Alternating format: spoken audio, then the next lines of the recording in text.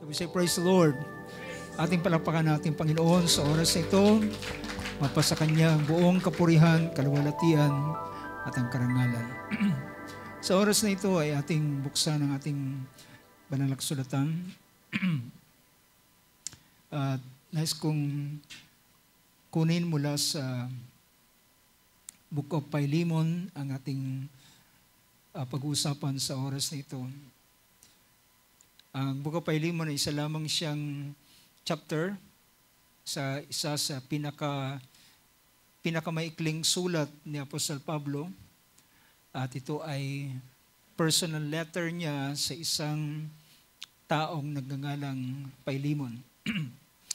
Sa verse 10 and verse 11 ay babasahin ko ang verse na ito. Sabi rito, verse 10, I appeal to you for my child Onesimus, whom I have begotten in my imprisonment, who formerly was useless to you, but now is useful both to you and to me.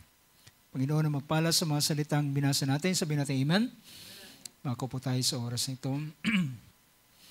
Purihin ang Diyos, purihin ang pangalan ng ating Panginoon.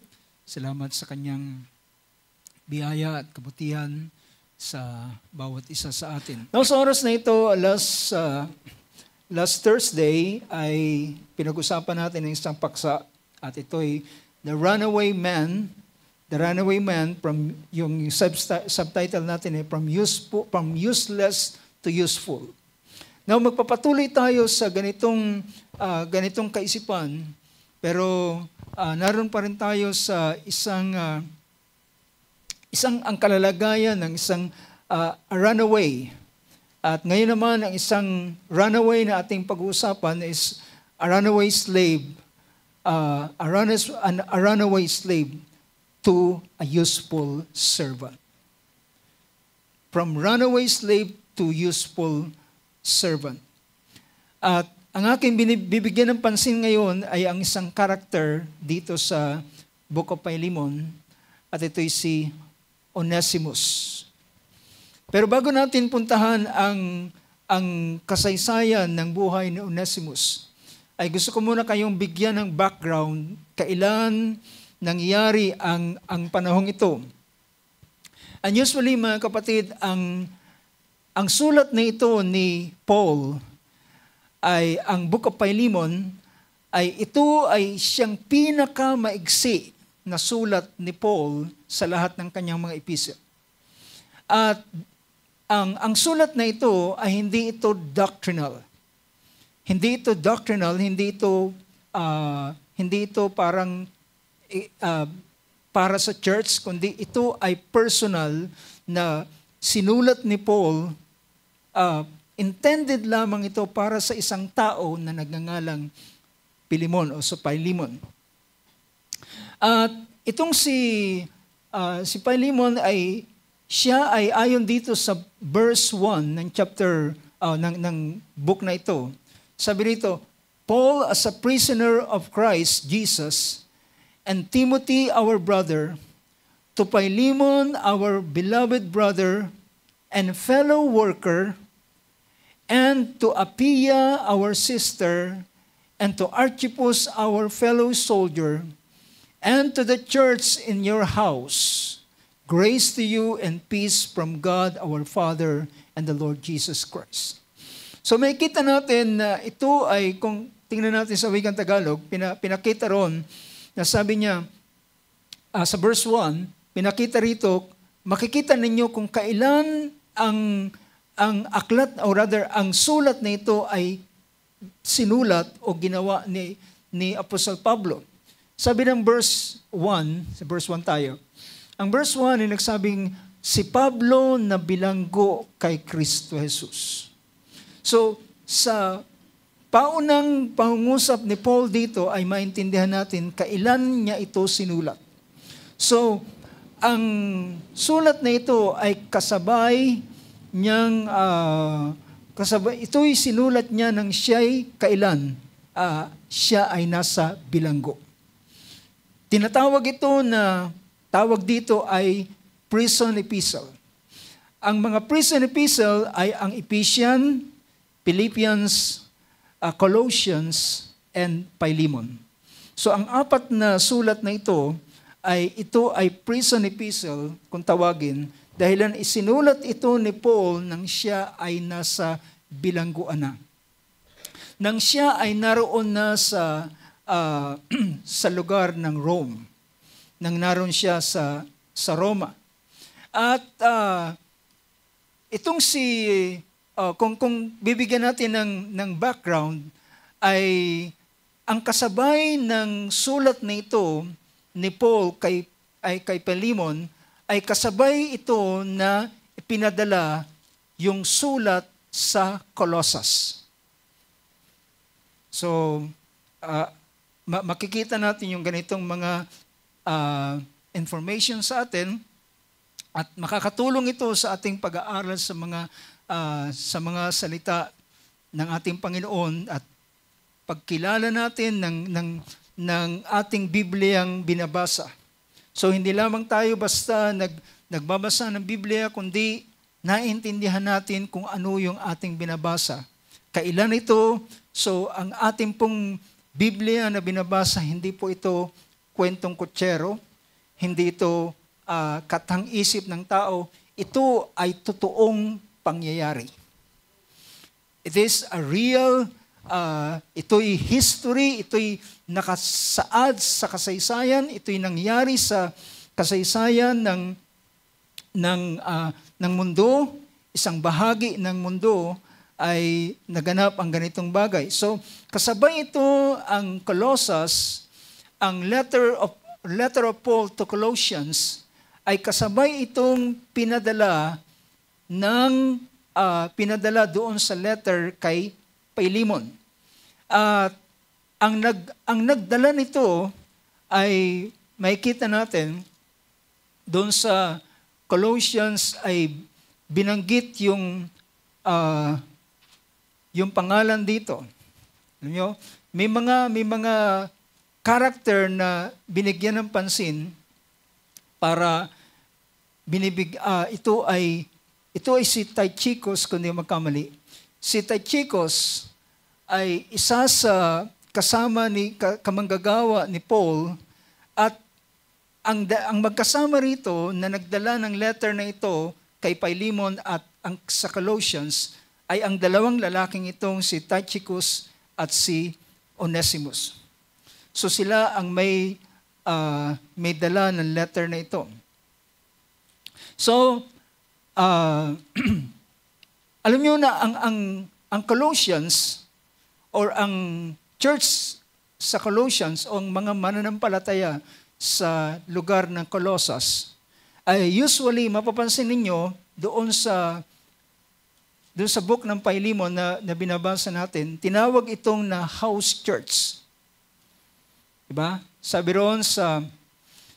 Sabi rito, Paul, a prisoner of Jesus Christ, and Timothy, our brother, to Philemon, our beloved brother and fellow worker. So, itong si Philemon ay isang kamanggagawa at ang sabi rito, and to Appia, our sister, sinasabi ng kasaysayan na itong si Appia ay wife ni Philemon. At si Archippus, our fellow soldier, and to church in your house. So meron tinatawag na church sa kanilang bahay. Maalala ninyo nung nakaraan ay kung sino yung mga kapatiran na merong malaking bahay, and usually doon sila nagkakatipon. So wala pong mga church building ng unang century o unang paglitaw ng iglesia. Walang mga church building sa panahon yun kung saan ang merong bahay na malaki katulad nung lugar na kung saan nanalangin ang mga mananampalataya sa Jerusalem, yun ay sa bahay nino, sa bahay ni Mary na ina ni John Mark, di ba? Doon sila nagkakatipon at ayon sa kasaysayan ay marahil ito rin yung lugar ng upper room na doon sila nagkatipon. So yun yung isa sa tinataya ng kasaysayan. So ang lugar ng Colossae ay yung tinatawag na church dito, church, ano sabi diyan? Church in your house. So most probably sabihin natin yung mga kung ito'y bahay, ordinaryong bahay, maring sabihin natin mga 30 katao yung kasyang doon sa lugar na yun. So meron silang mga house church. So yung Colossian believer hindi ito direkta si Apostol Pablo ang nag-found nito o naka-convert o sabihin natin. Ito'y nang si Paul ay mapagawi sa lugar ng Ephesus. At sabi rito ng Book of Acts, kung titingnan natin ang Book of Acts chapter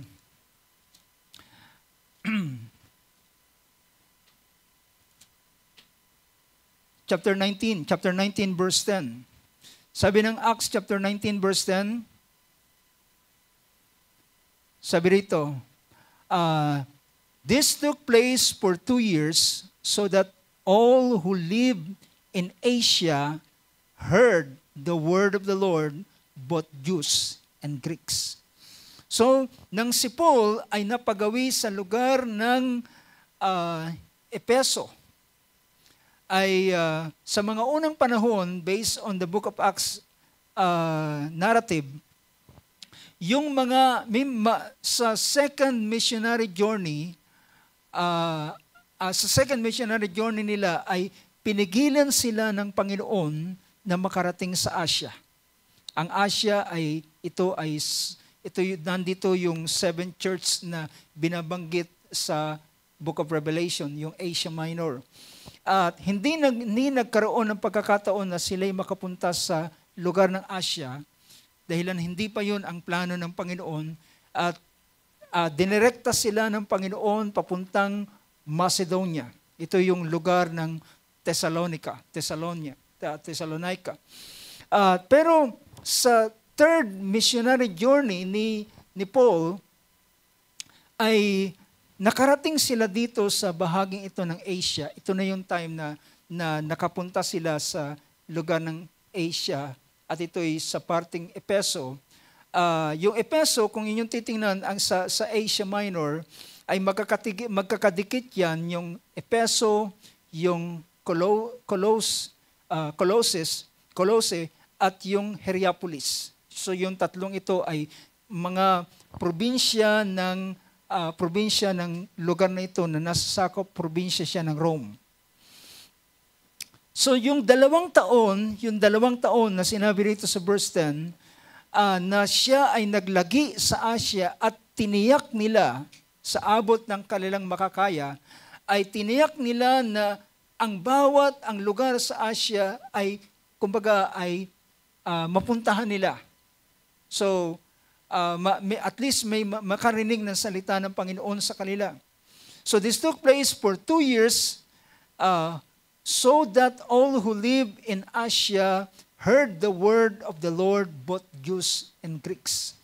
So for 2 years na ito, merong isang mananampalataya na ang pangalan niya si Epapras. At ang lalaking ito ay siya ang ginamit para sa gawain sa lugar ng Colossae.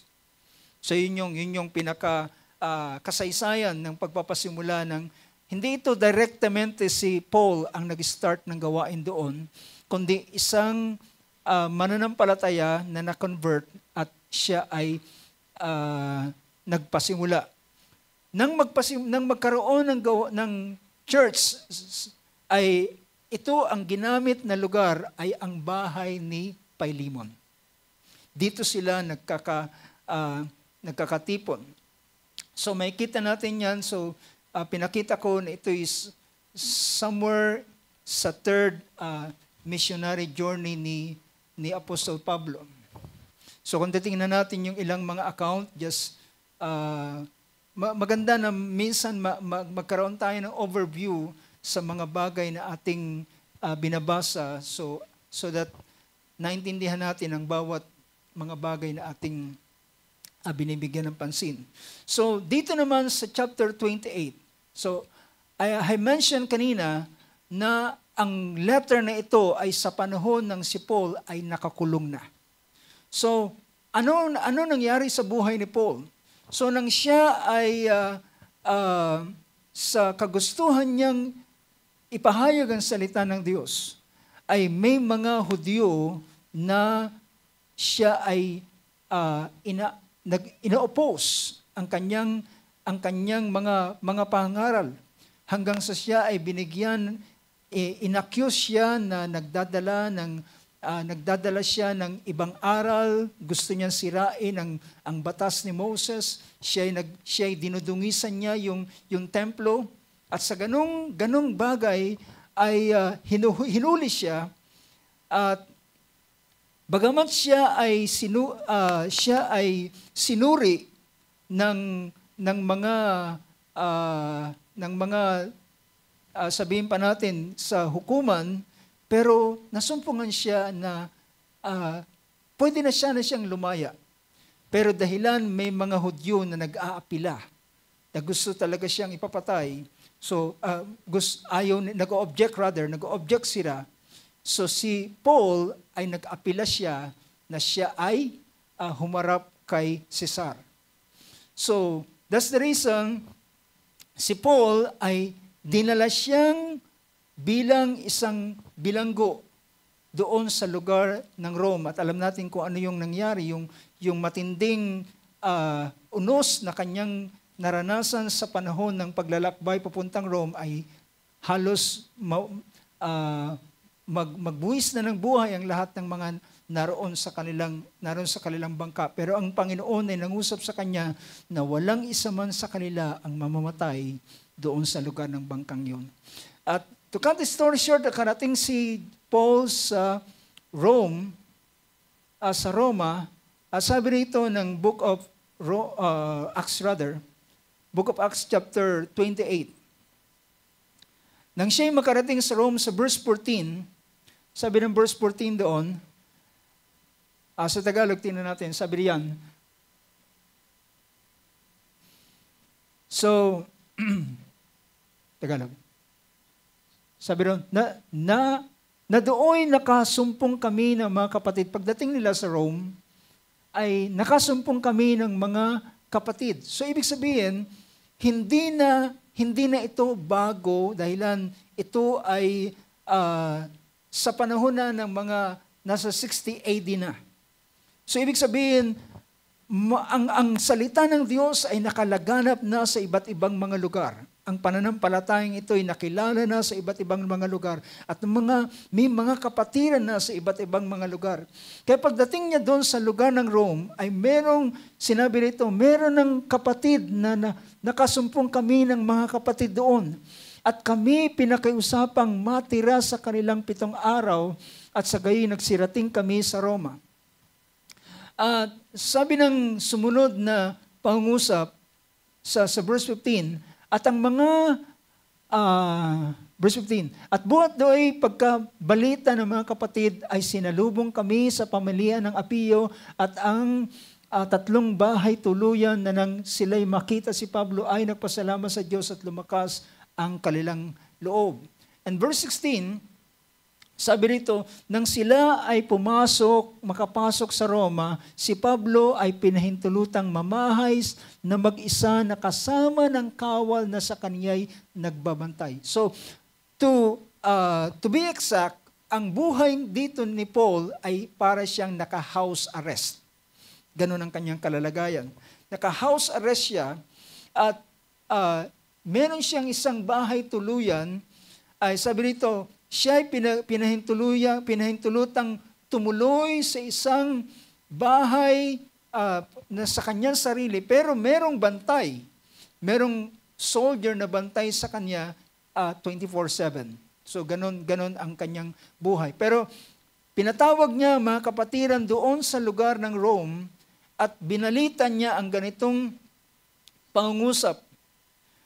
Sabi niya sa verse 17, sabi ng verse 17, basahin lamang natin para magkaroon tayo ng background. At nangyari na makaraan ng 3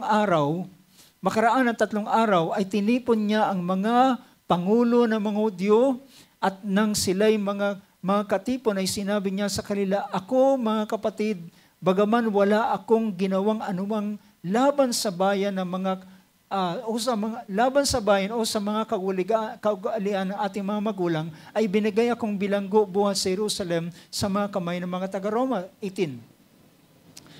Nang ako'y kanilang masulit, nang siya litisin, ay ibig sana nila akong palayain sapagkat wala sa aking anumang kadahilanang marapat sa kamatayan. 19. Datapwat nang magsalita laban dito ang mga Hudyo, so nag-oppose, nag-object yung mga Hudyo, ay napilitan akong maghabol o mag-apila hanggang kay Cesar, hindi dahil sa mayroon akong anumang sukat na maisakda laban sa aking bansa, kundi, verse 20, sanhi sa dahilang ito tinawag ko kayo upang makipagkita at makipag-usap sa akin, sapagkat dahil sa pag-asa ng Israel ay nagagapos ako ng tanikalang ito. So pinakita niya na ang kanyang tanikala ay hindi dahilan ng krimen na kanyang ginawa o kasamaan na kanyang ginawa. Kundi sabi niya rito sa English, for this reason therefore, I requested to see you and to speak with you, for I am wearing this chain for the sake of the hope of Israel. So, yung tanikalang ito ay dahilan sa aking pananampalataya sa pag-asa na ibinigay ng Diyos para sa kanyang bayang Israel. So, gayon ang kanyang kalalagayan. So, dito sa sumunod na verse 23, sabi ng verse 23, sa Tagalog, sabi riyon, at nang mataningan na nila siya ng isang araw, ay nagsiparoon ang lubhang marami sa kanilang tinutuluyan. So, ibig sabihin, nang siya'y naroon, maraming mga taong nagsipunta sa lugar doon. When they had set a day for Paul, they came to him, nagpunta sila sa kanila, sila kay Paul, at his lodging in large numbers. So nagpupuntahan yung mga tao kay Paul, marami. So pwedeng ito yung privilege na binigay kay Paul sa kabila na siya naka-house arrest, may nagbabantay sa kanyang soldier, pero pwede siyang puntahan ng sino man na gustong makipag-usap sa kanya. So sabi rito, at siya, so nagpunta ang maraming tao sa kanyang tuluyan, at sa kanila'y kaniyang pinapaliwanag ang bagay na sinasaksihan ang kaharian ng Diyos. So, lahat ng taong pumupunta sa kanila, siya'y nangangaral sa kanila. He is preaching, explaining to them by solemnly testifying about the kingdom of God and trying to persuade them concerning Jesus. So gusto niyang himukin sila, pinapatotoo niya about the kingdom of God, at gusto niyang himukin sila patungkol kay Jesus mula sa mga kautusan ni Moses at sa mga propeta, mula umaga hanggang gabi.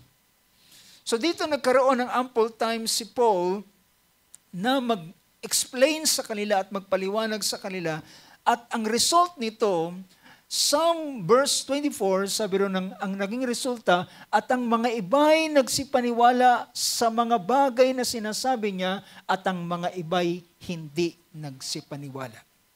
So ibig sabihin, kahit si Paul sa panahon ito, ay marami pa ring mga na-convert. Dahilan, ganon kapangyarihan ang salita ng Diyos. Even, sabi pa ni Paul, siya'y nakatanikala, pero ang ebanghelyo ay hindi natatanikalaang. So, ang ilan ay naniwala at ang ilan ay hindi naniwala. At siya ay, sabi rito ng verse 30, sabi ng verse 30, at siya'y nanatili, sabi ron, at tumaan si Pablo na 2 taong ganap sa kanyang tahanang inuupahan, at tinatanggap ang lahat ng sa kanya'y nagsisipagsadya. So, ganoon ang buhay ni Paul. Siya'y nakakulong, pero siya'y dinadalaw ng mga tao at siya'y nagpapatotoo at maraming nako-convert. Ang ilan ay umaalis na hindi sila naniniwala. So, nanatili siya doon ng 2 full years. At dito sa 2 taong ito, dito niya isinulat ang mga prison epistle, Ephesians, Philippians, Colossians, and Philemon. At dito, dahilan ang church ay hindi na bago. Kaya't mapapansin ninyo ang aral na kanyang isinulat sa Epeso, sa Pilipos, sa Colossians ay mga mabibigat na aral na. Diba? Mapansin nyo, ang Ephesians ay pinakita niya na ang predestination, pinakita niya ang patungkol sa glorious church, etc., etc. So kung babasahin ninyo ang mga sulat na yan ay ang sinusulatan niya ay hindi na mga bagong mananampalataya. Mga matured na mananampalataya na. Compare doon sa Corinthians, compare doon sa Galatia, dahil ito ay mga unang missionary journey ni Apostol Pablo. So, sa panahong ito ay dito niya sinulat yung Colossian epistle to the Colossians at yung Philemon. So, ito naman yung isang, ang purpose ni Paul ng pagsulat niya ng personal letter kay Philemon ay meron siyang sadya. Now dito kung titingnan natin, pinuri ni Paul si Philemon dahilan sa paano niya inaaruga ang mga mananampalataya doon sa lugar ng Colossus. Sabi ko kanina, ang Colossus ay hindi siya direktang nakapag-witness sa kanila, kundi ang isang pangalang nagngangalang Epapras. At nang mabalitaan ni Paul na ang mga mananampalataya sa lugar ng Colossus ay sila ang kanilang pananampalataya kanyang nabalitaan, so yun ang nag-trigger sa kanya bakit siya sumulat at para sila bigyan ng babala, bigyan din ng warning dahilan sa mga false teaching na lumalaganap sa panahong yon. At kasabay ng sulat sa Colossus ay ang sulat niya kay Philemon. At sabi rito, sa verse 4, sabi niya, punta na natin ang Book of Philemon. Sabi niya, nagpapasalamat ako sa Diyos, nagpapasalamat akong lagi sa aking Diyos na ikaw ay binabanggit ko sa aking mga pananalangin. So yun yung kanyang pahayag sa sulat na ito. So napakaikling sulat ito. Dahilan sabi niya, narinig ko ang iyong pag-ibig, ang iyong pananampalataya para sa Panginoong Hesus at para sa lahat ng mga banal. Yun ang kanyang pagbibigay ng pugay kay Philemon. At ako'y nananalangin, sabi niya, sa verse 6, sabi niya, ako'y upang ang pakipagkaisa ng iyong pananampalataya ay maging mabisa sa pagkalam ng bawat mabuting bagay sa iyo kay alang-alang kay Kristo. Sapagkat, sabi niya, ako ay nagkaroon ng lubos na kagalakan. And verse 8, ay sabi niya, therefore, though I have, bagamat ako ay merong, sabi diyan, bagamat kay Kristo, ay meron akong buong pagkakatiwala upang ipagtagubilin ko sa iyo ang nauukol.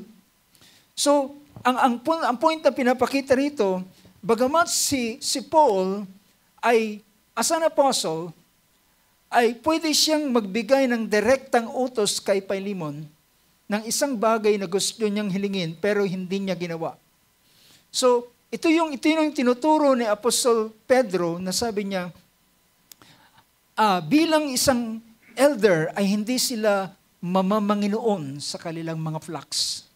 Hindi sila mamamanginoon sa kanilang mga kapwa na mga manggagawa, kundi sila ay maglalagay ng example. Magdadala ng halimbawa sa kanila. So, alam niyo ba na si Pilimon, siya ay bunga ng pagpapagal ni Paul. Yan ang makikita natin sa, ibig sabihin, convert ni Paul si Pilimon. So dahilan sa, kung siya ay convert ni Paul, siyempre kung may ipakausap, direkta si Paul sa kanya, ay mano ba naman na hindi niya gawin ito? Pero hindi yun ginamit ni Apostol Pablo. Sabi niya, sa wikang Ingles ay sabi dito, therefore, though I have enough confidence in Christ to order you to do what is proper. So may kita natin, yung ibig niya sabihin, though I have enough confidence, meron siyang pagkakatiwala dahil lang kay Kristo, yung ibinigay na authority bilang isang manggagawa, bilang isang apostol ni Kristo, sabi niya, to order you to do what is proper. Upang utusan ka kung gawin kung anong nararapat. Yet, sabi niya, for love's sake, I rather appeal to you. Pero dahil sa pag-ibig, ako ay nakikiusap sa iyo. So makikita natin yung ganong pahayag ni Paul. Hindi siya na mamanginoon, na inuutosan niya si Pilimon, gawin mo ito yung gusto kong gawin. Ito yung gusto kong gawin mo, kundi siya ay nakikiusap. For love's sake, I rather appeal to you, since I am such a person as Paul, na ako ay si Pablo, na isang may edad na, the aged, and now also a prisoner of Christ. Siguro kung ganito yung sa ganitong kanyang pangungusap, sino hindi mababagbag, di ba? Sino hindi mababagbag sa kanyang pangungusap na matanda na si Pablo, isa pa siya ang dahilan bakit paano na-convert si Pilimon. At isa pa, matanda na siya at ngayon nakakulong na. Hindi mo ba pwedeng pagbigyan yung kanyang hinihingi? Pero yun ay dinaan niya not for order, hindi para mag-utos, kundi para makiusap. Ang pakiusap niya ay ito. Ang pakiusap niya ay patungkol kay Onesimus.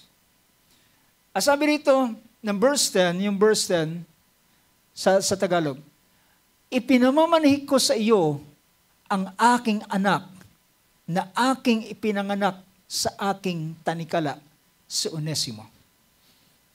Now, ipinapakiusap niya ngayon si Onesimo, at itong si Onesimo ito ay slave or alipin ni Pilimon. So yun yung connection nila. Pero itong si Onesimus ay sabi rito, I appeal to you, sabi rito, na ang kalalagayan ni Onesimus ay tumakas siya mula kay Pilimon. At alam niyo ba na ang isang slave ay kapag siya'y umalis sa ilalim ng kanyang amo, dahil ng slave dati ay hindi lamang siya katulad ngayon na parang kasambahay, dati ang slave ay property ng kanyang amo mismo. At kapag siya'y umalis, siya ay mas lalong malalagay sa danger. Dahil under the law of Rome, kapag ang isang slave ay umalis, ito ay, ang pagtakas niya, it is a crime. Ito ay isang krimen. At yung pagtakas niya ay pwede siyang parusahan, ang kaparusahan dito ay kamatayan. So depende ito kung paano, kung ano ang hihilingin nung kanyang amo, nung owner niya. At at kapag ang isang tumakas na alipin ay kapag siya'y nahuli, siya'y hihiruhan doon sa kanyang noo ng letter F. Alam niyo ibig sabihin ng letter F ay sa Greek ay yung sa I think it is a Greek. Ang Greek ito ay fugidibus, or hindi ko maalala kung ito'y ang salitang fugidibus ay ibig sabihin ikaw ay fugitive, ikaw ay takas. At dadalhin mo ang markang ito sa lahat ng araw ng iyong buhay at pwede kang papatay. So ganun kabigat. So si Onesimus ay tumakas mula kay Pilimon at sa kanyang pagtakas ay hindi malinaw kung si Onesimus ay may ninakaw na bagay kay Pilimon o dahilan siya ay biniling slave, maring sa ganung paraan ay lugi si Pilimon sa ganung bagay. Pero ibig sabihin, yung pagtakas niya ay pumunta siya, walang iba siyang, at ang pinakamaganda rito mga kapatid, sa pagtakas ni Onesimus ay isang kanyang napuntahan ay walang iba kundi si Pablo. So, it is God who arranges things. Can you say amen to that? Ito yung Diyos ang siyang nag-arrange ng magkabilang lubid. Paano pinagtatagpo ang ganitong bagay? Can you imagine, si Pilimon ay convert ni Paul. At si Onesimus ay tumakas sa napakalaki ng lugar ng Roma. Ang napuntahan ni Onesimus ay si Pablo. At nang si Onesimus ay nakarating doon sa lugar na tinutuluyan ni Pablo, siya ay kinupkup ni Pablo. At siya ay dito nakasumpong ng lingap ng Diyos si Onesimus at siya ay na-convert sa pananampalataya kay Kristo Jesus. Kaya sabi rito, ang verse 10 ay ginagamit yung salitang, I appeal to you for my child Onesimus. Naalala niyo noong nakaraang Thursday, si John Mark is also a runaway, di ba? Pero nang siya'y tumakas, dahilan hindi niya kayang tagalan ng ministry, ang persecution, ang hirap sa ministry at ilang pang mga bagay, dahilan sa kanyang kabataan, iniwanan niya ang dalawang manggagawang ito, si Barnabas at si Paul, at siya ay bumalik sa kanyang nanay doon sa lugar ng Jerusalem. But sa sumunod na pagkakataon, siya naman ay dahilan ng Diyos ay may purpose sa buhay ni John Mark. Siya ay ang naging mentor niya na ginamit ng Panginoon sa kanya ay si Barnabas at si Peter. And later on si Peter at siya ay tinawag ni Peter na aking anak. So, pag ginagamit yung salitang anak ay ibig sabihin, hindi lamang siya basta convert, kundi siya ay mini-mentor o siya'y tinuruan ng tungkol sa paglilingkod, pangangaral o pagbabahagi ng salita ng Diyos. And to the extent na si John Mark ay nahubog at na-transform ang kanyang buhay mula sa isang runaway at ngayon siya ay ginamit ng Panginoon at meron tayo ngayong nababasang Gospel of Mark. Gospel of Mark, ito ay sulat kamay ni Marcos, pero ang lahat ng aral at turo ay galing kay Pedro, na siya ang nagtala at siya ang nagsaayos nito. So mula sa ganong kalalagayan, ganon din naman kay Onesimus, na si Onesimus ay isang runaway slave, na siya ay uh, useless, but later on become useful. And alam nyo, si Paul dito sa verse 11, it seems na he's using a play of words. Dahil ng verse 11, tingnan ninyo ang verse 11. So, babasahin ko ang verse 11. Who formerly, so sa verse 10, I appeal to you, my son, to you for my son, my child, Onesimus, whom I have begotten in my imprisonment. Siya'y pinanganak sa panahon ng aking pagkabilanggo. Who formerly was useless to you, but now is useful both to you and to me. Alam niyo ba ang ibig sabihin ng salitang ng pangalang Onesimus? Ang ibig sabihin ng Greek word na yan, na pangalang Onesimus, is useful. Useful. Pero, it seems parang si Paul ay gumagamit siya ng play of words dahil hindi sa unang pagkakataon yung pangalan niyang Onesimus na useful ay hindi akma sa kanya. Nakukuha niyo yung punto ko, mga kapatid. Hindi akma sa kanya dahilan hindi siya napakinabangan ni Pilimon. Siya'y tumakas sa kanya.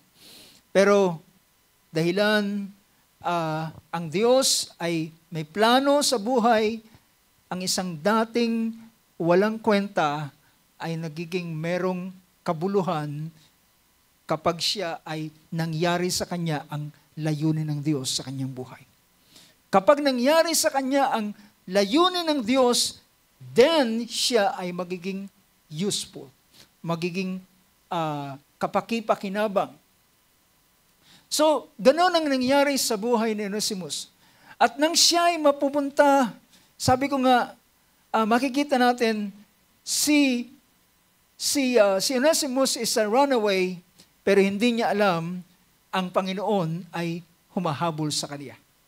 Ang Panginoon ay humahanap sa kanya, at ang Panginoon ang nag-guide pa rin sa kanya papunta sa isang tamang tao, at ito ay kay Pablo. At doon sa bahay tuluyan ni Paul, ay doon siya kinupkup, doon siya kinalinga ni Paul hanggang sa siya ay ma-convert at maturuan ng ilang mga bagay. At ngayon, si Paul ay napakalaki ng pakinabang niya kay Onesimus. It seems, para kay Pablo, ay ayaw niya nang pakawalan si Onesimus. Dahilan napaka-useful ito para sa kanya. Pero alam niya, si Onesimus ay merong dapat ayusin sa kanyang buhay. Ito ay ang kanyang pagtakas doon kay Pilimon. Pero, sa ganitong paraan, ay ang ginawa ni Paul ay namagitan naman siya kay Pilimon at kay Onesimus. And that's the reason bakit si Paul gumawa ng sulat na ito, at ang nagdala ay ang dalawang lalaking ito kasama si Onesimus. Pero, alam nyo, can you imagine, ano ang pakiramdam ni Onesimus, dala-dala niya ang letter, hindi niya alam kung bagamat Kristiyano si Pilimon, hindi niya alam kung anong hatol na ibibigay sa kanya. Dahilan siya ay property ni Pilimon. So anuman ang kanyang gagawing pa siya ay nasa mercy ni Pilimon. So kung siya ipapapatay, ay wala siyang magagawa. Dahilan ito'y ayon sa batas. Pero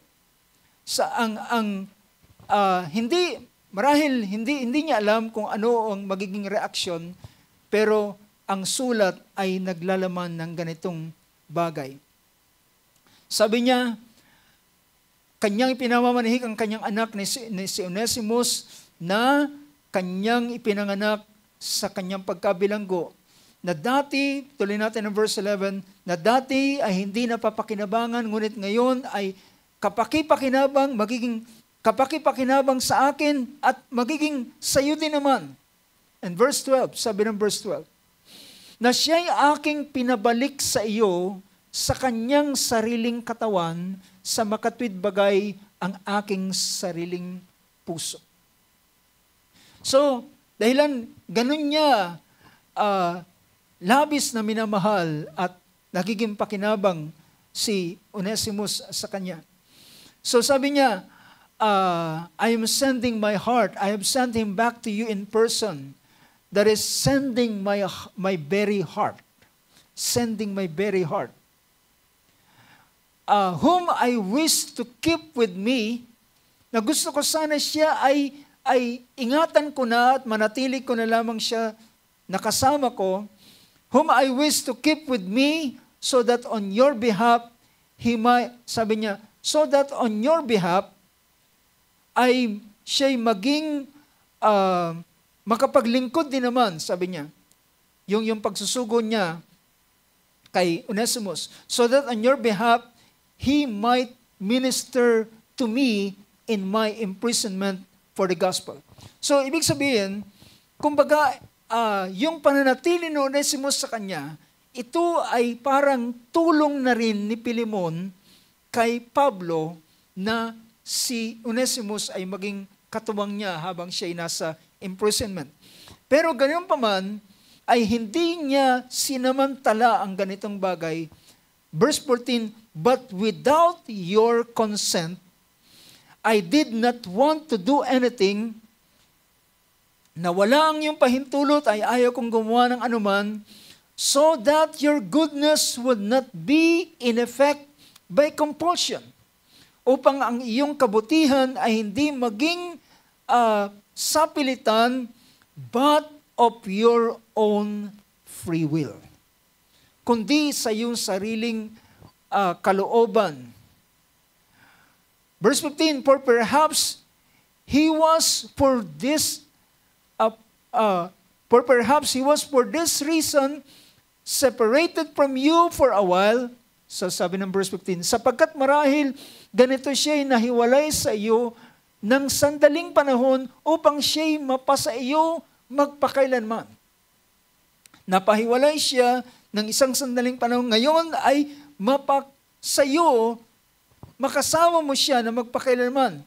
Ngunit, merong isang pakiusap si Paul kay Pilimon na medyo mabigat. Pero sabi niya, na hindi na alipin, kundi higit sa alipin, kundi isang kapatid na minamahal, lalong-lalo na sa akin. Ngayon, ang kanyang pakiusap kay Pilimon, tanggapin mo siya not as a slave, but as a brother. Not as a slave, hindi isang alipin, kundi isang kapatid na minamahal kay Kristo. Na siya'y mapapasayo magpakailanman. At sabi rito, but more than a slave, no longer a slave, hindi na isang alipin, kundi higit pa sa kalalagayan ng alipin. But more than a slave, a beloved brother, especially to me. Na siya ay lalong-lalo sa akin, but how much more to you, both in the flesh and in the Lord. Verse 17, kung ako nga ay inari mong kasama, ay tanggapin mo siyang tila ako rin. Gaano ka heartfelt yung letter na ito ni Paul, di ba? Kung ikaw si Pilimon ay damang-dama mo kung paano pinapakita ni Paul yung kanyang damdamin sa oras na ito. Sabi niya, if then you regard me as a partner, accept him as you would accept me. Yung pagtanggap mo sa kanya ay parang pagtanggap mo rin sa akin. At sabi niya rito sa verse 18, ngunit, kung siya'y nagkasala sa iyo ng anuman, o may utang sa iyong anuman, ay ilagay mo na lang, ibilang mo na lang ito sa akin. Charge it on my account. But if he wronged you in any way or owes you anything, kung meron siyang ninakaw, kung meron siyang ginawang anuman ng bagay na danyos niyang nagawa sa iyo, put that on my account. Charge that to my account. Sabi niya, ito'y bilang mo na ako na ang may utang sa iyo. Ibig sabihin, ito'y larawan ng pagtubos. Naintindihan niyo? Na dito si Pablo ay hindi lamang siya nangangaral, kundi kanyang ina-apply kung ano ang buhay ng isang mananampalataya sa kapwa mananampalataya at ano ang dapat na maging character ng isang mananampalataya sa kanyang kapwa. Sabi niya, if he has wronged you in any way or owes you anything, charge that on my account. I, Paul, am writing this with my own hand. I will repay it. Not to mention, dito yung mabigat pa niyang pangungusap. Akong si Pablo, na sumusulat nito sa aking sariling kamay, ay siyang magbabayad sa iyo. Sabi niya, hindi sa sinasabi ko sa iyo, hindi dahilan sa sinasabi ko sa iyo na ikaw man ay may utang, ikaw man ay utang mo pa sa akin. Alam niyo, ibig sabihin, pinapakita rito, si Philemon man ay utang niya ang kanyang buhay kay Paul. For what reason? Dahilan si Paul ang ginamit ng Panginoon para siya ay makakilala kay Kristo. So on that basis, doon niya ipinapakita. So, hindi man siya nanunumbat, pero kanyang pinapakita ang ganitong bagay. Sabi niya, not to mention to you that you owe to me even your own self as well. Not to mention, pero sabi niya, utang mo ang iyong sarili sa akin. Yes, brother, let me benefit from you in the Lord. Repress my heart in Christ. Bayaan mong ako ay makinabang sa iyo. Sabi niya, let me benefit from you in the Lord. Repress my heart in Christ. Having confidence in your obedience. Meron siyang pagkakatiwala na gagawin ito ni Philemon. Having confidence in your obedience, I write to you, since I know that you will do even more than what I say. Ako'y merong pagkakatiwala na gagawin mo ang aking sinasabi at higit pa sa aking sinasabi sa iyo. So, dito sa sulat niya sa Colossians, as I mentioned kanina, kasabay itong pinadala, sabi rito sa chapter 4 ng Book of Colossians, Verse 7 in chapter 4 ng Colossians. Ang lahat ng mga bagay ukol sa akin ay ipinapatalastas ko sa inyo ni Tychicus. Yan po si Tychicus. Sabi niya, mapapansin ninyo na itong si Tychicus ang siyang kasama ni Onesimus na sila yung mga tagadala. Si Tychicus ay tagadala ng letter from prison na ginagawa ni Paul at dinadala niya, mababasa niyo rin siya sa Philippians. Siya ang nagdala, siya rin ang sinabi ni Paul na kung meron kayong gustong malaman tungkol sa aking kalalagayan, ay si Tychicus ang magkukwento sa inyo ng lahat ng mga bagay. Sabi niya, si Tychicus na minamahal na kapatid at tapat na ministro at kasamang lingkod sa Panginoon. Next verse. Nakasama ni Onesimo, tapat at minamahal. So tama yan. Kasama ni Onesimo, tapat at minamahal na kapatid na siya'y isa sa inyo. So, pag ginamit siyang isa sa inyo, si Onesimo ay dating taga-Colos. Doon sa Colosas. Naroon siya. Ay sila ang magpapatalastas sa inyo ng lahat ng mga bagay na nangyayari dito sa akin. So, nakikita natin na minention niya dito si Onesimus, our faithful and beloved brother. So, ganun na ang kalalagayan ngayon ni Onesimus. So, mula nang siya ay, thank God mga kapatid, ang Diyos ang merong paggiya sa buhay ng isang anak ng Diyos. Paano siya huhubugin, paano siya dadalhin. So, this servant as a runaway slave, and he became, at siya ay naging isang kapaki-pakinabang na instrumento na ginagamit ng Panginoon sa kanyang kaharian. So makikita natin, ito yung idea na ating binibigyan ng pansin mula po noong nakaraang Thursday.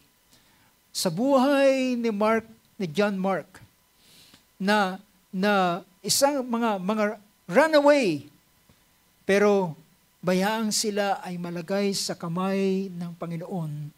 At alam, sabi pa ng isang awit ng Only Believe, pinakita ron, is the shepherd, our shepherd selected the path that we must tread. Ang ating pastol ang siyang pumipili ng lugar na tatapakan ng ating mga paa. Dahilan, the steps of a good man are ordered by the Lord. Ginigiyahan ng Panginoon ang lakad ng kanyang mga banal, ng kanyang mga matutuwid. So nang si John Mark ay nalagay sa kamay ng Panginoon at siya ay yung purpose ng Diyos sa buhay ni Mark ay naisakatuparan. Siya ay naging isang mahalagang instrumento sa kamay ng Panginoon at naging malaking tulong kay Pedro, at later on siya ay naging lingkod ng Diyos at nangasiwa sa gawain sa isang lugar sa Alexandria, sa bahagi ng Egypt. Now, pinakita rito ang ilan sa account na gusto kong bigyan ng pansin. Ito ay ayon sa kasaysayan, ayon sa history, patungkol kay Onesimus.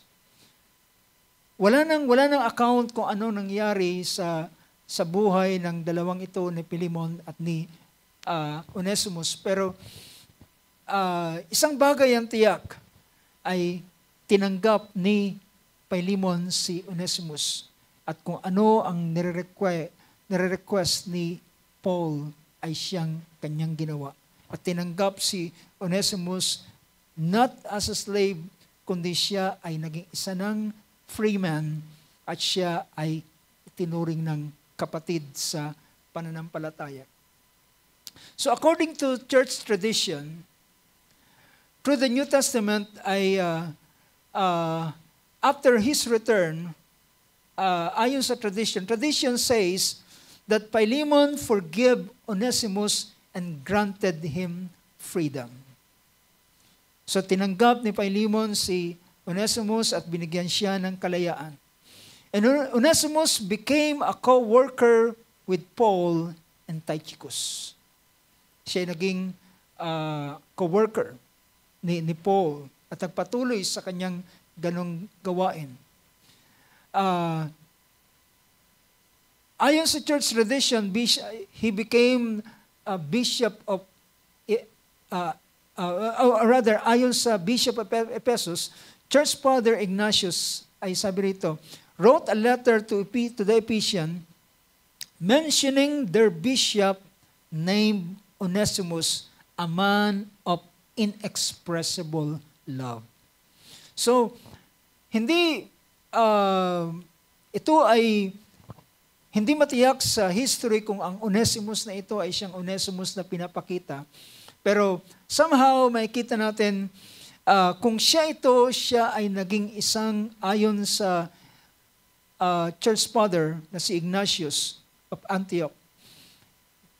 Ang pangalang itong si Onesimus, merong isang taong nagngangalang Onesimus, he became a man, siya isang taong inexpressible love. Hindi matatawaran ang kanyang pag-ibig. Many believe that this is the same Onesimus, the former slave turned shepherd of God's flock. And isa pang account ay siya rin naman ay binilang as a martyr o namatay na dala-dala ang pananampalataya. Later accounts ng isang klase na aklat record that Onesimus was arrested under Emperor Domitian between 81 to 96 AD and executed for his faith. So this runaway slave who once feared death now faced it boldly for Christ. So ang lalaking ito na marahil nagsawa siya sa buhay as a slave. He wants to become a free man. Kaya tinakasan niya ang bahay ni Philemon. Pero dumating siya sa isang pagkakataon na siya ay tumakas na servant, pero siya ay naging servant ng ating Panginoon. At siya na dating tumatakas sa responsibility, ay ngayon ay meron iniatang sa kanya na isang responsibility na kanyang dinala hanggang sa kanyang kamatayan, pagtatanggol sa kanyang pananampalataya. What an inspiring story, mga kapatid, sa buhay ni John Mark at sa buhay ni Onesimus. At ito ay napakainam na hindi mo pwedeng i-judge ang isang tao sa kanyang kalalagayan. Diba? Can you say amen to that? Hindi mo pwedeng i-judge ang isang tao. Bayaan siyang malagay sa kamay ng Panginoon and from useless, he will become useful. Bayaan siyang malagay sa kamay ng Panginoon. Ang dating walang kwenta ay magkakaroon ng malaking pakinabang.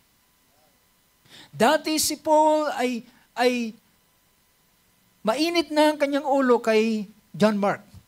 Sabi niya kay Barnabas, kung isasama mo yan, sabi niya hindi tayo magkakaari kapag isasama mo yan si John Mark.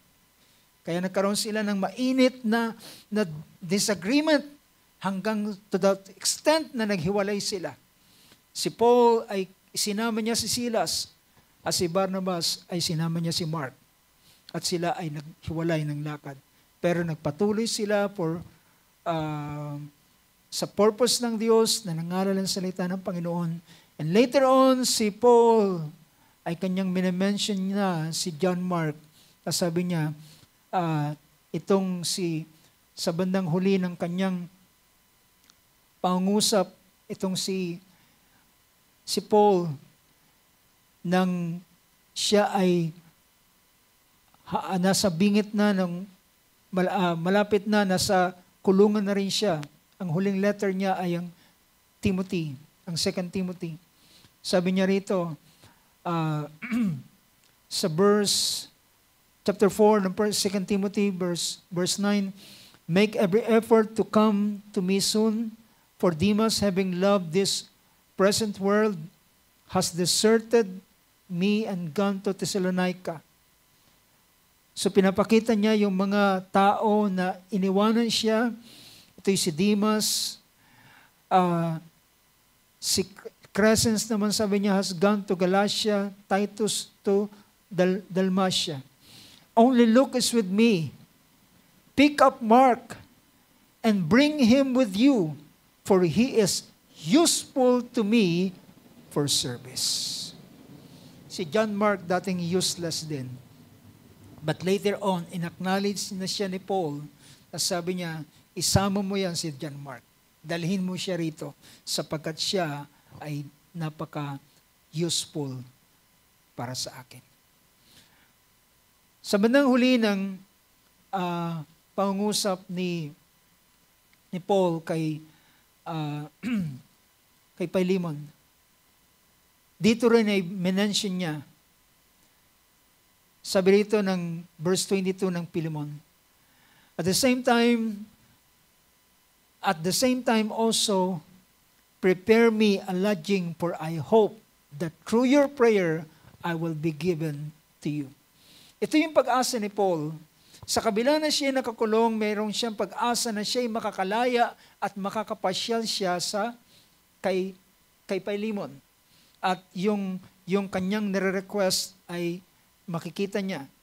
So, yun din ang dahilan bakit niya sinabi, kung meron man siyang nautang sa'yo, nakuhang anuman sa'yo, meron man siyang danyos na ginawa sa'yo, charge it to my account, dahil ako mismo magbabayad niyan kapag ako'y pumunta sa'yo. So, hindi siya nagsasalita lamang, kundi yun yung kanyang pag-asa. Verse 23, Epaphras, my fellow prisoner in Christ Jesus, greets you. Next verse, as do Mark, Aristarchus, Demas, Luke, my fellow workers. So mga lalaking ito ay minimension ni Paul sa kanyang mga sulat. Dahilan kung kailan siya naging nandun na sa prison, ay doon niya nakita ang usefulness ng mga brothers na ito na ginamit ng Panginoon para sa ganitong bagay.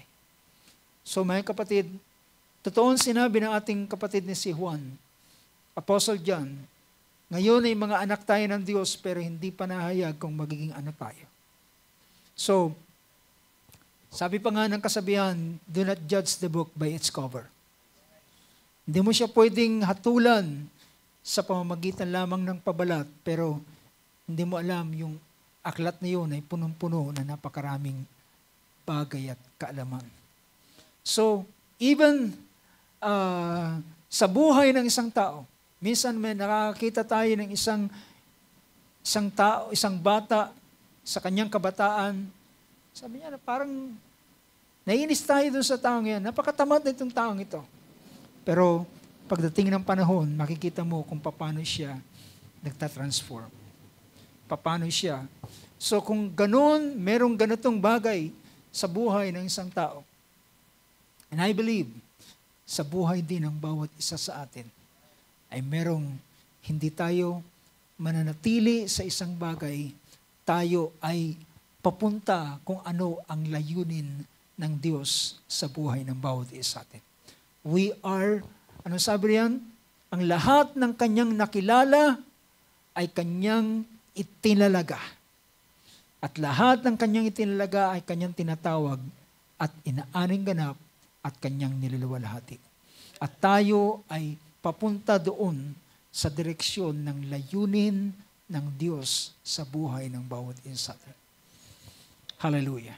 Purihin ang pangalan natin, Panginoon. Palapakan natin Panginoon sa oras ito. Tayo tumayo, mga kapatid, at tapusin natin ang bahagi ito. Isang inspiring story mula sa dalawang lingkod ng Diyos na from runaway, from useless to useful. Ang mga runaway men ito, dating tumatakas, pero later on sila ay binigay nila ang kanilang buhay sa kamay ng Panginoon. Ulitin natin yung isang simpleng awit. Blessed assurance. Thank you, Lord Jesus.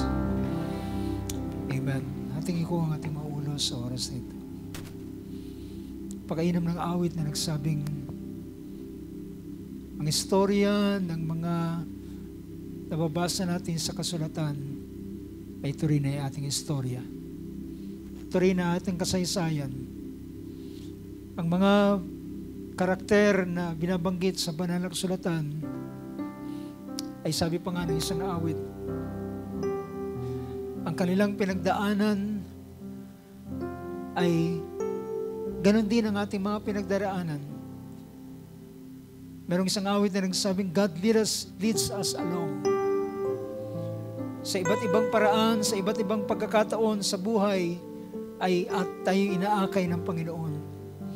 Ngunit ang pinakamainam, ang buhay natin na tila na dating walang patutunguhan, walang kwenta, walang saysay, walang pakinabang, ngunit sa kamay ng Panginoon nang ito'y mailagay, hallelujah, tayo'y nagdadala na ng kapurihan sa pangalan ng ating Panginoon. Hallelujah, tayo manalangin sa oras na ito. Panginoon, nagpapasalamat kami, Panginoon, dahilan ng aming buhay ay nasa iyong kamay. Nakita namin, Panginoon, ang buhay ng mga lalaking ito, hallelujah, na sa mga early days ng kanilang buhay ay tila ang kanilang kasaysayan ng kanilang buhay, Panginoon, ay tila baga walang direksyon, Panginoon. Ngunit, Panginoon Diyos, salamat. At the end, Lord God, ng kasaysayan ng buhay ng mga taong ito, Ikaw ang siyang nagpahayag, Panginoon. Meron kang kaisipan, meron kang layunin na iniisip sa bawat isa sa amin. At ang kaisipan mo sa amin ay hindi masama. Hindi ito sa aming kakapapahamak, kundi upang kami ay bigyan ng isang mainam na kawakasan, Panginoon. Kagaya na yung pinahayag ni Jeremiah sa bayan ng Israel, ang iyong plano sa kanila hindi sa kasamaan. Idaan man sila sa ilang mga bagay, ngunit Panginoon, at the end of their journey, Lord God, it is for their good. Ito'y para sa kanilang kabutihan. At yan ang aming pinagpapasalamat, Panginoon. Lord, hallelujah, patuloy mong hawakan ang buhay ng bawat isa sa amin. Patuloy na mailagay sa iyong kamay ang buhay ng bawat isa. Dahilan sabi ng iyong mga salita, sino man ang nasa iyong kamay ay walang sino mang makakaagaw sa kanila sa iyong kamay. At gagawin mo kung ano ang iyong layunin, Panginoon. Hallelujah. Lord God, sabi ng iyong mga salita sa Book of Isaiah 46 verse 10, hallelujah, ikaw ang nagpapahayag ng katapusan mula sa kawakasan, mula sa pasimula. Kaya mong pahayag, Lord, ang katapusan mula sa pasimula. At Lord God, lahat ng iyong layunin ay tatayo at mangyayari ang lahat ng ayon sa iyong sakda na kalooban.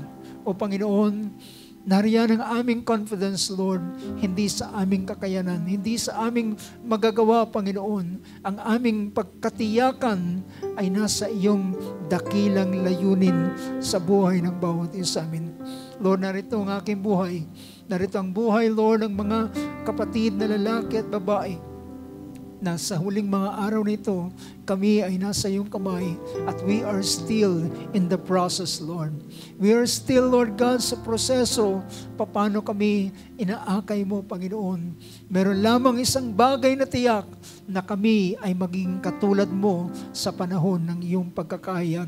Kami ay maging kagaya mo, Panginoon. Lord, dahilan yan ang destination ng bawat isa amin. Dinalaga mo kami upang maging katulad ng aming Panginoong Hesukristo. Purihin ka, Panginoon, sa buhay, hallelujah, na iyong ginagawa sa bawat isa sa amin. Sa oras na ito, Panginoon, ang aming kapatid, Sister Didit, Lord, ay meron ding request prayer at ang kanyang kahilingan ay bukas siya ay malalagay sa kanyang operation, Panginoon. At ang operation na ito ay ang cataract operation, Lord. At ayon sa aming kapatid ay siyang unang ilalagay at isasalang sa operation. Dalangin namin, Lord, ang iyong pag-iingat sa kanila, Panginoon. Maaga silang alis bukas at magbabiyahe. Dalangin namin, Lord, na makalaiting sila na ligtas at payapa. At sa panahon, Panginoon, ng pag-oopera, ng operasyon, Lord, Panginoon, ang aming dalangin, Lord, ang iyong kamay ang siyang humawak sa panahon ng pag-oopera sa kanyang mga mata. Dalangin namin, Lord God, na maging matagumpay ang operasyong ito, Panginoon. Ito'y magiging matagumpay dahil ikaw ang siyang gagawa ng lahat ng bagay. Hindi kami nagtitiwala sa teknolohiya. Hindi kami nagtitiwala sa karunungan ng tao. Hindi kami nagtitiwala sa mga equipment, Lord. Panginoon, nagtitiwala kami sa Diyos na may hawak ng lahat ng mga bagay. Lord God, Ikaw ang Diyos na magsagawa, Panginoon, at maging matagumpay ang operasyon. At dalangin namin, hindi magkaroon ng anumang komplikasyon, Panginoon, kundi pagkatapos, Lord God, ay ma-enjoy ng aming kapatid, Panginoon, ang isang malinaw na paningin na gagamitin para sa paglilingkod sa iyo, Panginoon. O Lord God, umaasa kami sa iyong biyaya sa kanyang buhay, Panginoon. Lord, maraming salamat, Panginoon. Nais namin itagubilin siya sa iyo at alam namin anuman ang aming ilalagay sa iyong kamay, it will prosper, Lord. Ito'y magiging napakainam, Panginoon, at magiging blessing, Lord, sa bawat isa sa amin. Kaya't nais namin itaas siya sa iyo at umaasa sa iyong dakilang gawa sa kanyang buhay. Lord God, 10 ng aming pagtatapos ng maliit na gawain ito ay aming binabalik sa iyo ang buong pagpapasalamat. Hallelujah. At sa oras na ito, nais naming ibigay sa iyo ang kapurihan, sa iyong mga salita, sa words of encouragement, Lord, sa aming mga puso, Panginoon. Hallelujah. At salamat, Lord God, sa iyong biyaya sa bawat isa sa amin. Nais naming ipagkatiwala sa iyo ang buhay ng bawat isa hanggang sa mga susunod na pagkakataon, Panginoon. Ikaw ay patuloy na gagawa sa buhay ng bawat isa na iyong mga anak. Maibalik sa iyo ang kapurihan at inaasahan namin ang iyong pag-iingat sa bawat isa sa amin, sa aming pagtatapos. Sa pangalan ng aming Panginoong Hesus, ito ang aming dalangin, ito ang aming pagpapasalamat. In the mighty name of Jesus Christ we pray. Amen and amen. Hallelujah. Praise God. Siya po say amen. Palakpakan natin Panginoon sa oras ito. Praise God, purihin ang pangalan natin.